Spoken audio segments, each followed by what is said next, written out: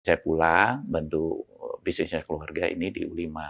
Kita cukup fokus dengan market kita yang hanya sementara ini di Sumatera Selatan. Karena di dunia bisnis ini semua serba tough menurut saya.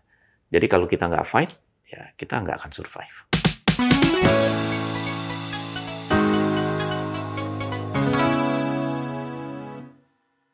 Pak Ulung, thank you Iya. banget sudah mau menyempatkan waktunya hari ini. Sama-sama, terima kasih juga atas Sama-sama. undangannya. Sama-sama pastinya dong, Pak. Iya. Bapak dari Palembang apa lagi di Jakarta nih? Saya lagi di Jakarta. Oh, lagi di Ya, Jakarta. Tapi kantor pusatnya sebenarnya di Palembang ya? ya, headquarters kita di Palembang. Oh, berarti so far kayaknya bagus nih ya bisnisnya, Pak ya? So far so good. Saya dengar-dengar nanti angkanya dibocorin ya? Yes. Oke, sip. Langsung ngobrolin dulu ya, Pak. Oke, standby semuanya. Oke, Sini. Mas, ready? In 3, 2, 1, and action. More than just a hidden gem, welcome back to Hidden Masters bersama saya Ardina Glenda. Please welcome Pak Ulung Wijaya. Halo Pak Ulung. Halo, apa kabar Glenda? Kabar baik Pak Ulung? Baik. Kabar baik. Nah, Pak Ulung ini mungkin belum banyak yang kenal, tapi Pak Ulung ini adalah seorang direktur ya Pak, Ya. dari sebuah perusahaan TBK yang listing nih, namanya PT U5 Nitra TBK. Betul sekali. Kalau sahabat merasa tahu, kode sahamnya unik. Nggak Betul. pakai lo di belakangnya ya Pak.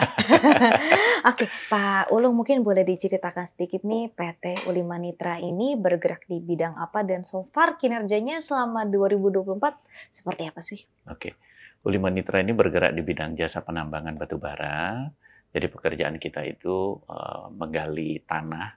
Simpelnya itu tukang cangkul, mungkin Kontraktor ya, ya kontraktor gitu. gitu ya Tapi kan. untuk pertambangan ya? Pertambangan batu bara gitu. Kita udah berdiri sejak tahun 1992, udah lama sekali. Ya, udah 32 tahun. 30 tahun. Berarti perusahaan udah matang nih Pak ya? Iyalah. Dan saya dengar-dengar kinerjanya di 2024 udah melampaui target justru ya? Yes. Udah Jadi berapa nih Pak? 2024 ini Q3 kita udah melebihi target. Di mana target kita itu hanya 30% up dari last year, full last year. Tapi kita udah mendekati 50%. Wah, Iya. luar biasa. Mm-mm. Jadi lebih dari setengah nih udah naik ya, meroket gitu. Yes, untuk bottom line-nya ya. Untuk bottom line-nya. Nah, strategi apa sih yang Pak Ulung lakukan di tahun ini yang berbeda dari tahun lalu sehingga revenue-nya bisa meroket luar biasa? Ya, yang pertama itu kan kita ditunjang dengan keadaan cuaca juga yang lebih bersahabat. Terus yang kedua, kita selalu continuous improvement terhadap operasional kita. Banyak hal yang bisa kita lakukan untuk di jasa penambangan ini. Ya salah satunya itu meningkatkan productivity alat berat maupun truknya. Terus yang kedua, bagaimana kita coba cari way out untuk mengurangi cost kita, terutama dari sisi fuel, karena itu berkontribusi cukup besar ya untuk cost kita. Jadi itu beberapa hal yang sudah kita lakukan dan kita melihat ini kinerjanya juga semakin tahun semakin baik lah. Nah, Indonesia sendiri ini kan negara yang sangat-sangat heavy di commodity sebagai salah satu penopang ekonominya. Ya. Saingan pasti banyak ya Pak. Nah, bagaimana nih Unique atau U5 Nitra ini stand out di antara pesaing-pesaing lainnya? Yang pertama mungkin secara historical ya, kita udah cukup lama di industri ini. Yang kedua adalah kita cukup fokus dengan market kita yang hanya sementara ini di Sumatera Selatan. I see. Dan untuk di Sumatera Selatan dari sisi size kita juga batasin, jangan sampai kita juga fight-nya sama big players gitu ya. Jadi kita cukup fokus dengan market kita sendiri gitu. Jadi so far kita cukup survive sudah 32 tahun ini kan, selalu growth baik top line maupun bottom line. Boleh kilas balik sedikit nggak sih Pak? Emang awalnya untuk terjun ke karir Bapak ini base-nya memang di pertambangan kah atau seperti apa nih? Sebenarnya sangat jauh dari pertambangan ya. Yang mana adalah? Jadi saya kuliahnya base-nya marketing. Oh, marketing justru ya? Marketing ya. Jadi saya S2-nya di UK. Terus tapi kerjanya di banking malah. Oke, jadi lulusan marketing, kerjanya Kerja di banking dulu, sekarang di pertambangan. Sekarang di pertambangan. Beda jadi semua nih. sangat berbeda. Ceritanya gimana tuh Ya, Pak? ya jadi sebetulnya pada saat krisis moneter itu sekitar 97-98 ya, bank-bank pada retrench pegawai. Jadi ya saya juga menganjurkan diri untuk di retrench deh. Jadi saya pulang bantu bisnisnya keluarga ini di U5. Jadi sekitar 98 saya udah mulai di U5 Nitra kembali. Jadi dari awal pelan-pelan saya ngurusin macam-macam ya. Dari pertama plannya, dari support sistemnya, baru nanti saya muter gitu loh. Sampailah sekarang posisinya gitu. I see. Jadi bisa dibilang ya dari awal juga bantu dari nol lah, hampir apa ya? Udah jalannya mungkin waktu itu sekitar 6 tahun lah Ulimanya berdiri. Oke. Gitu. Semasa krisis moneter itu kan kita tahu berdampak untuk semua sektor. Ya. Gitu. Nah terus bagaimana sih Pak Ulung gitu yang baru meniti karir di bisnis itu, terus kemudian harus menghadapi krisis yang sebegitu besarnya? Ya. Pada saat itu kita punya kontrak macam-macam, ada yang dalam dominasi US dollar sama rupiah. Nah kebetulan kita dibantu ada beberapa kontrak under US kan. Nah, jadi income kita tuh sebetulnya sangat dibantu pada saat itu. Lebih ke untung kurs ya Pak ya? Yes. Nah dari sana kita terus improve terus dari sisi market maupun operasional kita sendiri. Jadi dari krisis moneter itu yang membuat kita banyak hal yang kita pelajarin bahwa salah satunya kita coba mengurangi hutang dalam US dollar. Terus juga kita fokus bagi US dollar sama rupiah untuk mendapatkan kontrak. Jadi dari sana kita setiap tahun tuh kita banyak pembelajaran gitu loh. I see. Selama perjalanan karir Bapak yang panjang lah ya. Pernah nggak sih menghadapi krisis yang menurut Bapak itu besar banget? Mungkin hampir gagal gitu? Kalau diingat sebenarnya belum pernah. Tetapi kenapa belum pernah? Jadi kita itu selalu lebih prudent. Satu prudent, kedua kita lebih konservatif. Kenapa kita konservatif? Karena kita melihat krisis 98-97 itu dilalui, nggak semua perusahaan bisa survive. Dan itu pun survive gitu ya? Ya, kita survive. Nah, dari sana kita belajar banyak. Terutama kita bagaimana kita melola hutang. Nah, hutang ini sangat penting ya buat kita. Nah, sampai sekarang pun kita punya policy debt to equity ratio kita itu selalu di bawah 1 gitu. I see. Jadi selalu dijaga. Selalu kita jaga. I see. Dan kita tahu untuk hutang ini adalah salah satu poin sensitif untuk setiap perusahaan. Nah, bagaimana sih strateginya Unique nih untuk menjaga debt equity ratio-nya ini selalu di bawah 1? Ya, yang pertama kita coba batasin capex, Bu. Yang kedua dari beberapa vendor itu kan yang kontribusi juga untuk kita. Yang ketiga kita coba bagaimana supaya operasional kita tetap jalan walaupun kita membatasi capex. Salah satunya kita coba rental in a short term. Nah, jadi short term kita rental, apalagi proyeknya juga terbatas mungkin 6 bulan atau 9 bulan apapun 1 tahun. Ya udah selesai kontrak ya kita balikin. Nah, selain debt to equity ratio artinya perusahaan sehat gitu secara kinerja ya. Satu kunci lagi untuk company berjalan dengan lancar tentunya tidak lepas dari yang namanya good corporate governance. Nah, Bapak nih sebagai seorang pemimpin perusahaan gitu ya, dari mata seorang Pak Ulung, apa saja sih yang harus dilakukan oleh seorang pimpinan perusahaan supaya perusahaannya ini juga sehat secara fundamental, tapi secara GCG juga oke? Yang pertama, kunci pertama menurut saya sih adalah transparansi ya, dalam berbisnis. Jadi kita mengajarkan ataupun mendelegasi ke employees itu, ya kita harus transparan apa adanya gitu. Jadi mereka juga berpikirnya lebih out of the box. Nggak dimanis-manisin, tapi nggak dijelek-jelekin juga ya Pak? Jadi ya memang apa adanya. Jadi contohnya kita perform bagus ya karyawan juga happy. Pada saat kita listing kan mereka juga dapat saham gitu. Terus kalau perform setiap tahun ya kita juga bagi bonus lah buat mereka. Nah, kita juga tahu di 2020 kemarin kan pandemi melanda. Itu kayaknya hampir semua sektor terdampak ya Pak. Kalau Unique sendiri bagaimana kemarin Pak? Ya kita cukup suffer ya pada saat COVID dimulai itu. Salah satu yang membuat kita agak kesulitan adalah pada saat rotasi employees. Kan kalau kita di dunia pertambangan itu mengenal namanya roster. Roster itu misalnya dalam 1 bulan dia bisa bekerja itu misalnya 14 hari, sisanya 1 minggu dia off gitu kan, itu contoh lah ya. Nah pada saat mereka melakukan perputaran itu kita terkendala, nggak bisa smooth seperti yang biasa kita jalankan. Kadang-kadang malah kita extend mereka, kadang-kadang bisa sampai sebulan, sebulan setengah. Nah otomatis kan dari sisi physical sama mentally employee kan itu berpengaruh ya.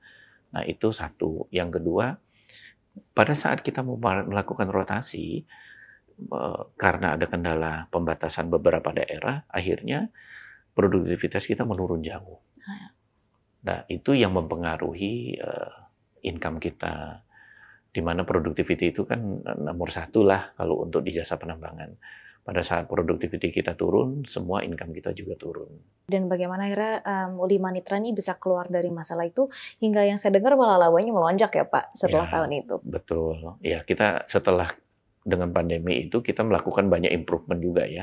Jadi setiap ada masalah ataupun kejadian yang ekstrim, itu membuat kita belajar apa aja yang kita pelajarin gitu. Akhirnya kita coba rubah mindset kita sama employee semua, bagaimana kita menghadapin next nih, dan kita harus lebih baik gitu loh. Oke, nah di tahun 2022 katanya Pak Ulung dan rekan-rekan direksi di PT Ulima Nitra ini ada nambah saham ya? Betul sekali, Kenapa Bu. waktu itu nambah Pak?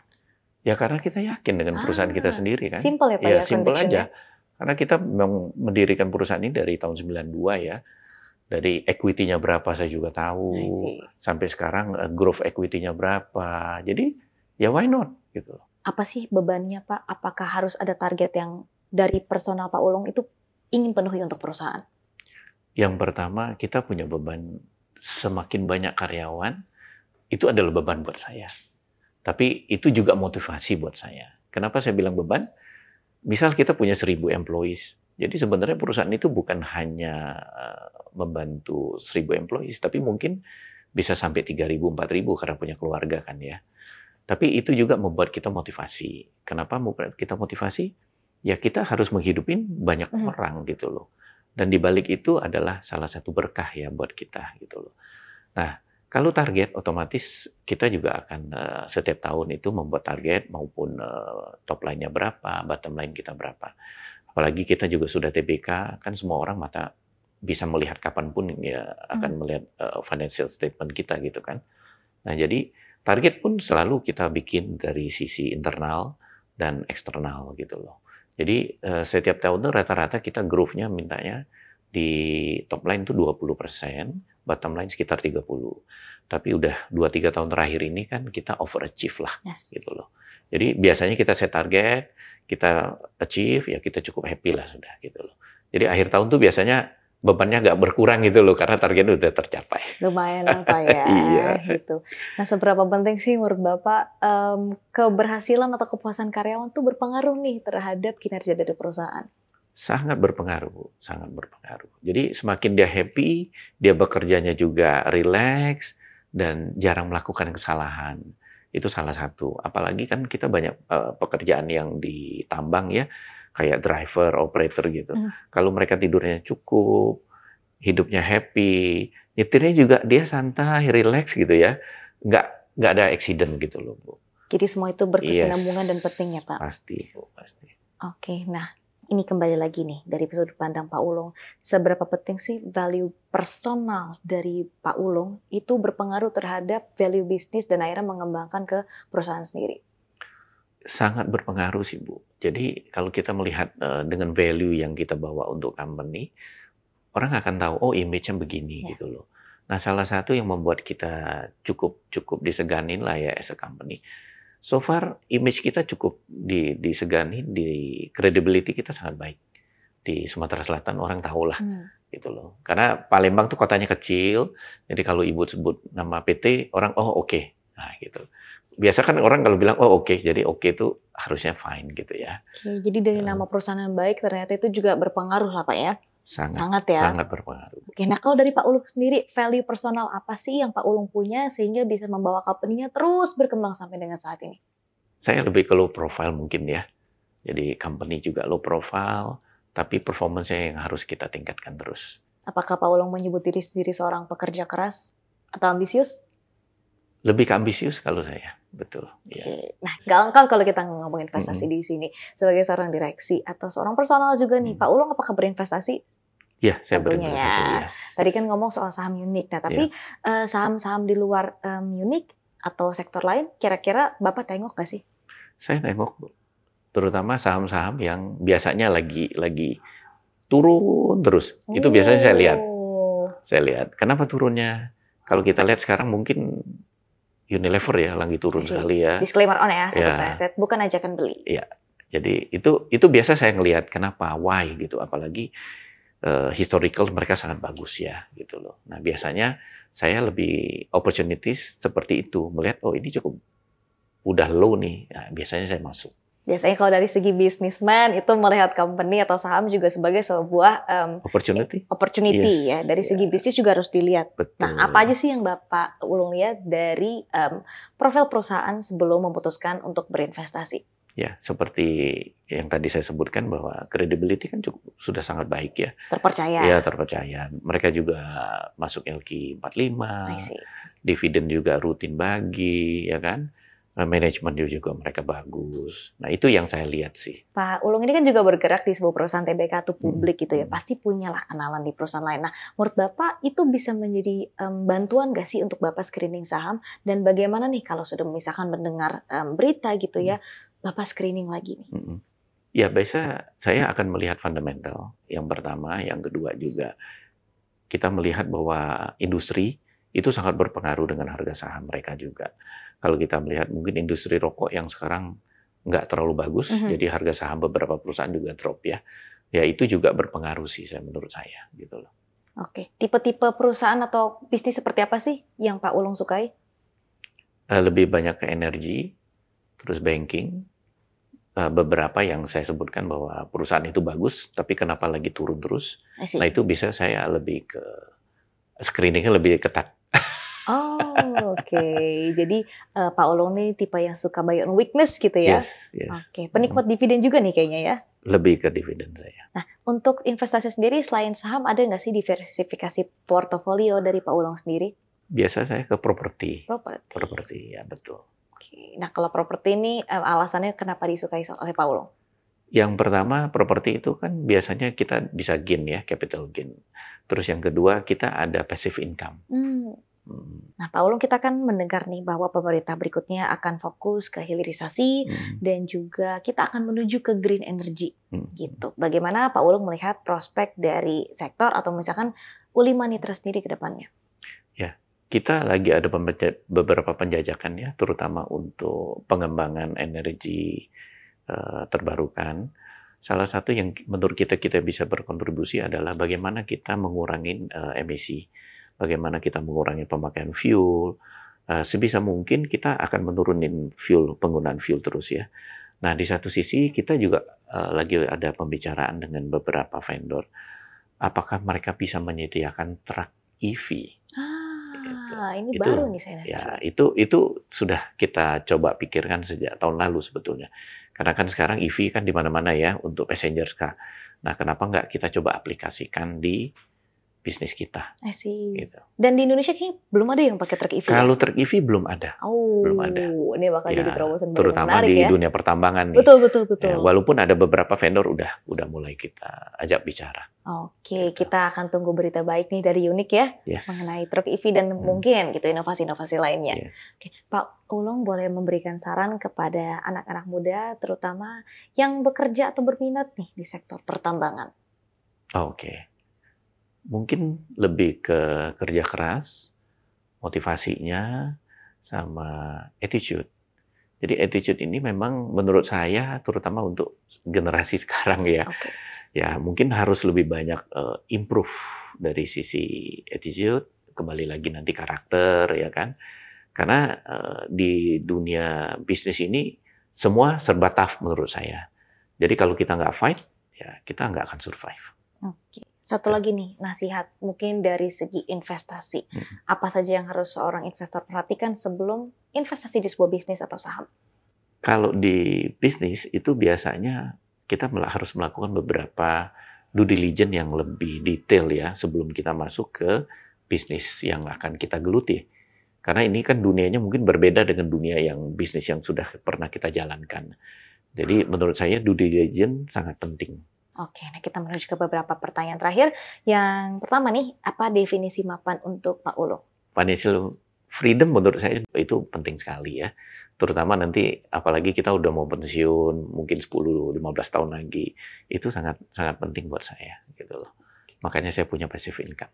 Makanya penting ya. Nah, untuk yang berikutnya, apakah definisi sukses untuk Pak Ulung? Satu, financial freedom, family juga harusnya bisa lebih baik. Terus juga credibility kita di mata dunia bisnis gitu loh. Oke, jadi semua faktor itu berperan penting dalam kesuksesan seorang bisnismen ya. Yes. Oke, baik. Terima kasih Pak Ulung. Sahabat Firasat, itu dia tadi perbincangan kita bersama dengan Pak Ulung Wijaya. Kalau kamu suka dengan episode kali ini, jangan lupa like, comment, dan share, dan tentunya subscribe ke YouTube channel kita. The world is changing, so let's aim higher and bigger. Kita akan jumpa lagi di episode Hidden Masters berikutnya. Bye-bye.